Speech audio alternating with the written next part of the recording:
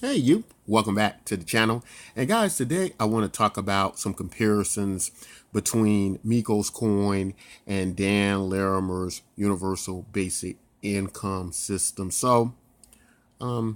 If you know who Dan Larimer is, an extraordinary guy, a great asset to the cryptocurrency space, created Steemit, created BitShares, and of course, EOS, and just a brilliant individual, but also, in my opinion, a very compassionate individual who cares about the world. And so um, he's been proposing the idea of universal basic income. And we know that universal basic income has been a topic of discussion for many years. It's a divided camp where people see it as a type of more socialistic type system where you reward lazy people, and this makes the world worse. And then some people see it as an answer to deal with issues like automation and robotics taking jobs of human beings. And as you can see in this is a picture of the Atlas robot that was created by Boston Dynamics. And this is a very important picture, I think, because I think a lot of people are kind of out of touch with just how far and how advanced robotics are. I was talking to someone who they didn't even believe that robots could work or had the dexterity to perform certain human jobs. They thought it was just like some out of science fiction. Like they never saw this Atlas video that's on YouTube that you can watch with Boston Dynamics. So a lot of this stuff they're just completely out of touch with. Like they think this might be stuff that's off 50, 100 years when these robots are very capable of doing many jobs and tasks that right now today that people are doing. When we walk into Walmart supermarkets and various things like that, many of you probably noticed that you've been able to check yourself out with a machine, a robot essentially, and it gives you the exact change and it rings up your items, right? And same thing with fast food restaurants like McDonald's.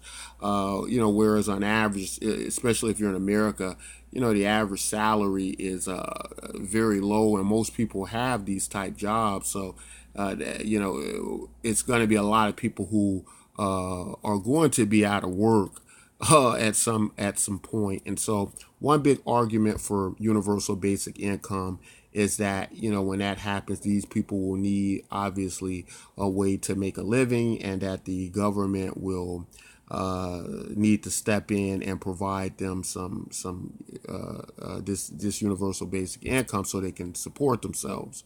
So today we want to explore some truths about universal basic income, and probably some myths, and how people have looked at this in the past and how they look at it now, and some comparisons between my token, Mykos coin, and if it relates to universal basic income. And so we'll kind of do a little comparison as well with that. But so first, the idea that universal basic income, let's first tackle, is it affordable and does it make people lazy? Well, it's very hard to determine the full effect of what universal basic income will do to society. For instance, I think one false narrative has always been that, much like many socialistic systems that have failed, that universal basic income would just rob people of wealth, right? And that then these people would become lazy, they wouldn't go to work, or they wouldn't feel the need to do anything. But that's one narrow way to look at this. But if we take a much broader view of what universal basic income can be, and I'm not defending it. I'm not saying that universal basic income is the best idea or the only idea. But what I want to attempt to do is try to cover what may be some truths about it and what might be some falsehoods that we need to pay attention to. So the idea that we can't afford it and that we have to take money from wealthier people. Well, that I think overall will depend on society as a whole overall contribution. Whereas we know that universal basic income will have some people that maybe don't work.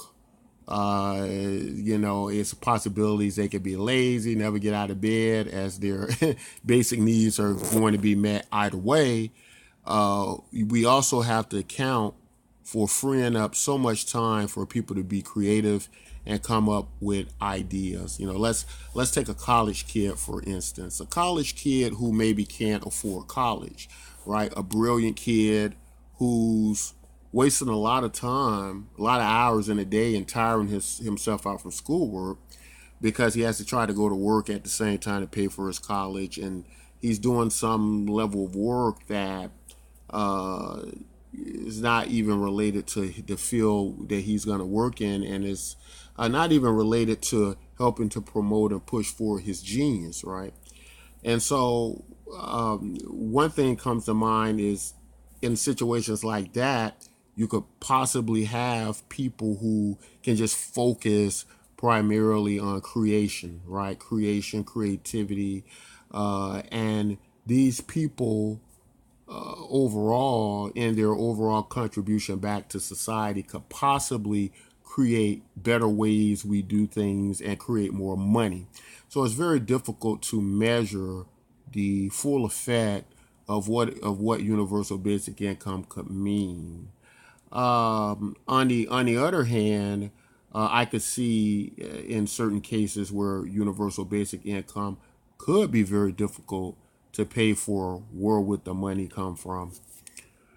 And would it relate to this situation where you're pretty much taxing people who do produce to pay for people who don't produce at a balanced level throughout society to where the system is sustainable? So these are all valid points, and they all make a lot of sense. But we also have to bear in mind that a lot of the ideas we have about universal basic income is primarily based on ideas we have about this type socialism versus capitalism type system. And there are many components that go into this. For instance, we find that socialistic models seemingly work well depending on how large a size of group we're dealing with, right? We found that in communal societies, smaller tribal societies, or small nations that are fairly wealthy but have a vastly small population, obviously they do well in these socialistic type models that I think we use very much in comparison to universal basic income. Also, these models don't take into account robotics revolutions. That this is probably inevitable, that these robots not only will create this revolution of doing work that we can't do, but because they can do it cheaper on scale, robots don't get tired, and they can work all night, and they will be a lot more affordable than a human counterpart.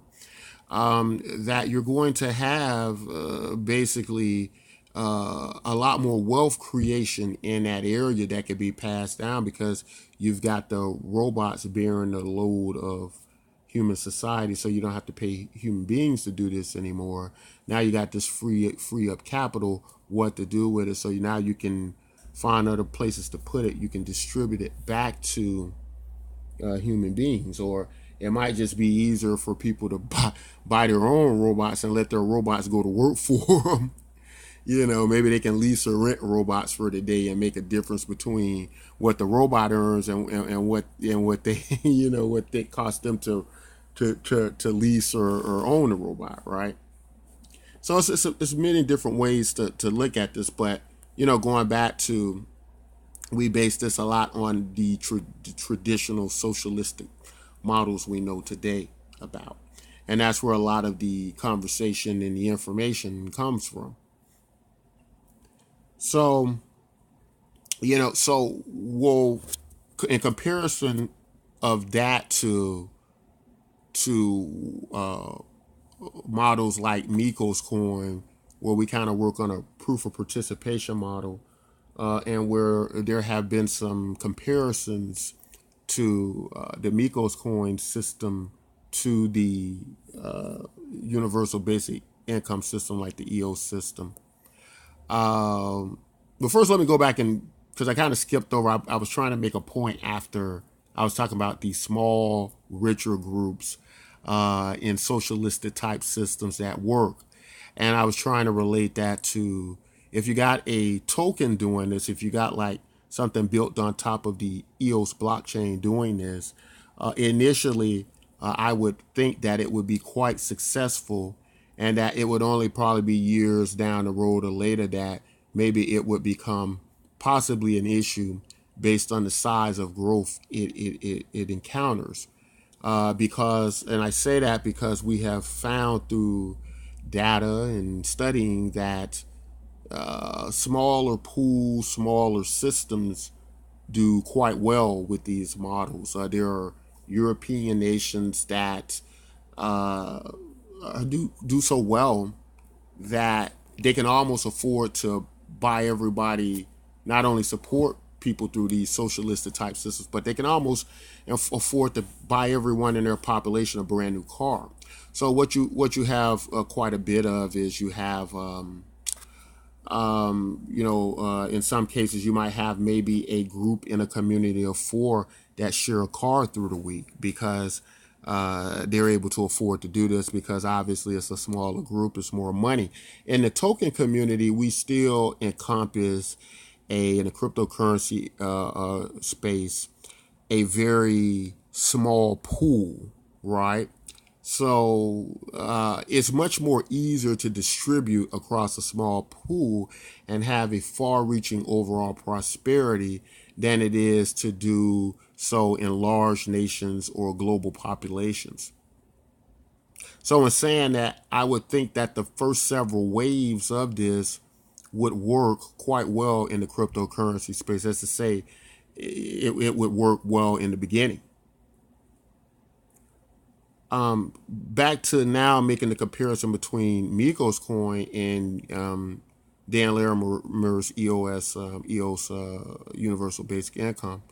Well, obviously, the proof of participation model with Mykos coin, although it kind of has a feel of universal basic income in that people kind of come in, they don't need any money, and the value kind of comes from them and their activity. So they just kind of come in and they have value, they have money, and now they're able to move it around through our value consensus model we use to evaluate value over several blockchains. And so, in looking at it that way, the reason I would say it's a little bit different, at least in concept anyway, or the differences in the comparisons that I think probably will, in the end, be more digestible to people and seem more fair to people, is that with the proof of participation model, although it's an equal opportunity platform and that everybody kind of starts off the same, that a guy can just come in and his value, his social value, his human capital, his participation, he can create as much value as he needs to. He's not limited to by how much money there is, or how much jobs available, or how many tasks available for him to do. As long as he can find it within himself to keep the output going, the opportunity is there. And that is because of how we're set up, the money is not condensed and limited to one token, to one area. We're tapping across dozens of blockchains and dozens of capital sources. So the end result is we can kind of tap into a type of global economy.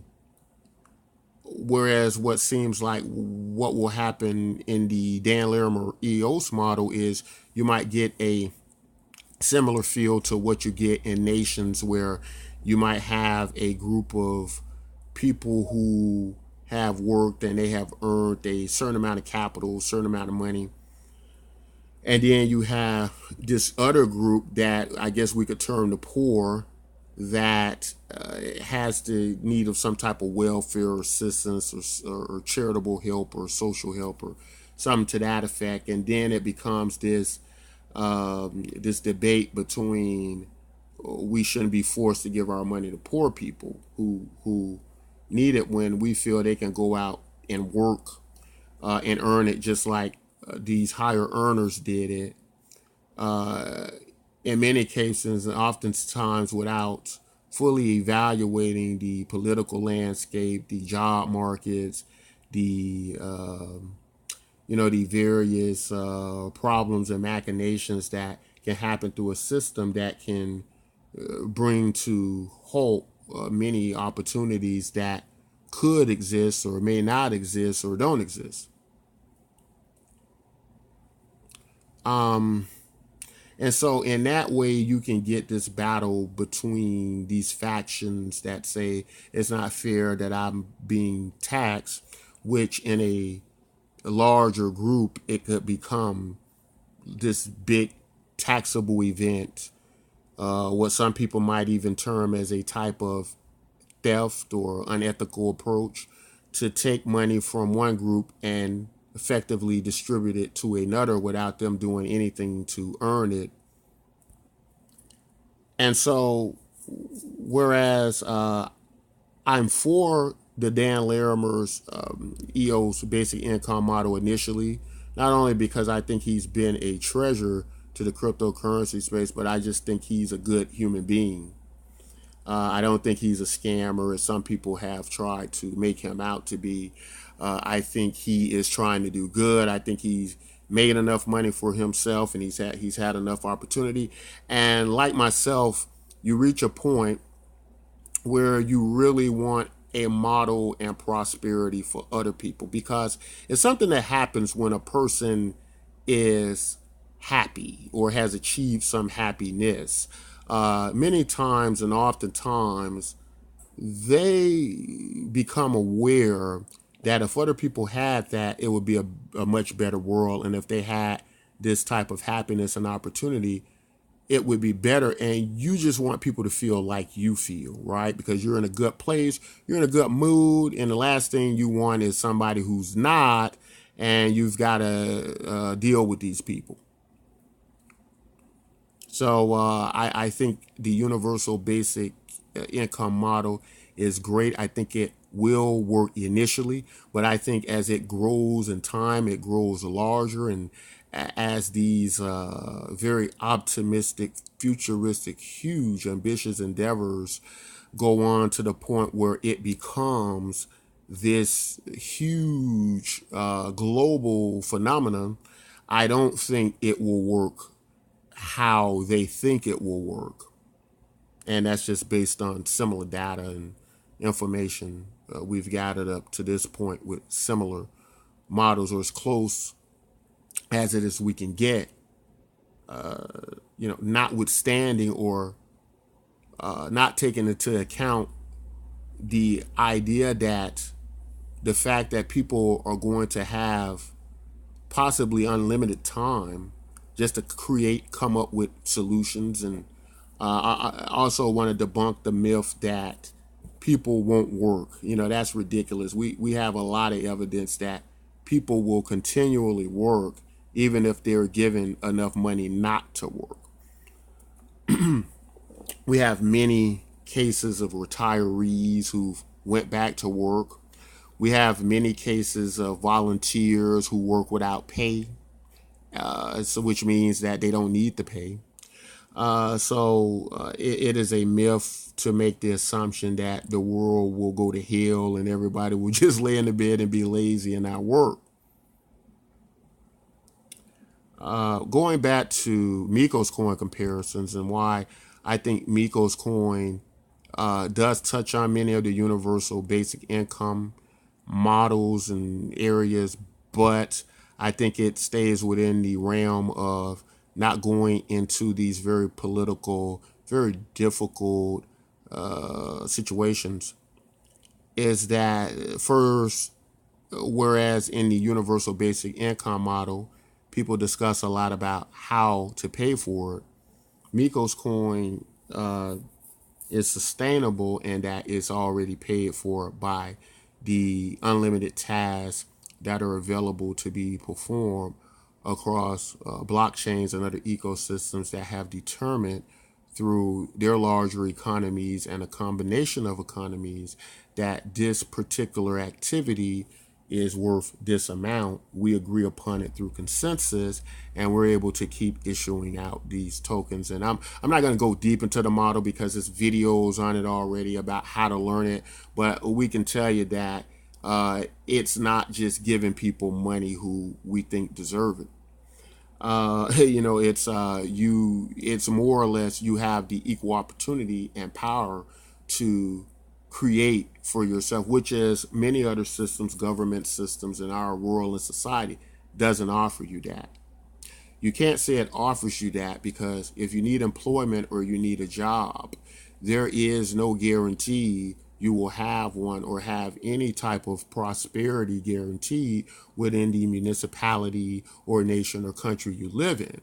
Whereas Mykos coin is a little bit better because you can continually go out and try to accumulate these tokens in value without having the need to be presented with the opportunity by some other entity or employer or something like that.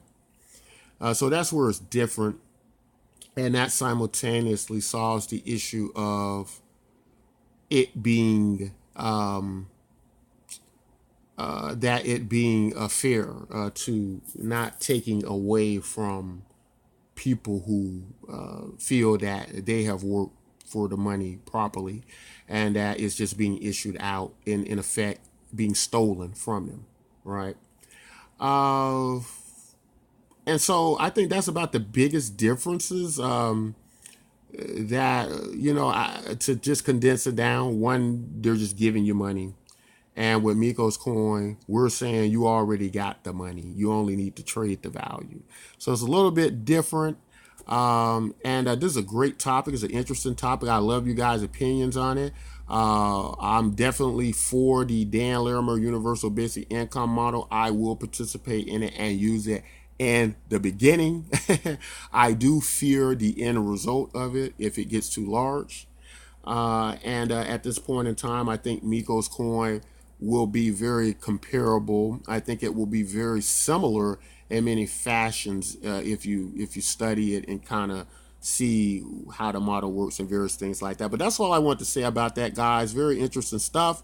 Guys, if you like content like this, don't forget to like and subscribe. Don't forget to look at our contests on the Mykos coin website that are available now. And until next time, take care.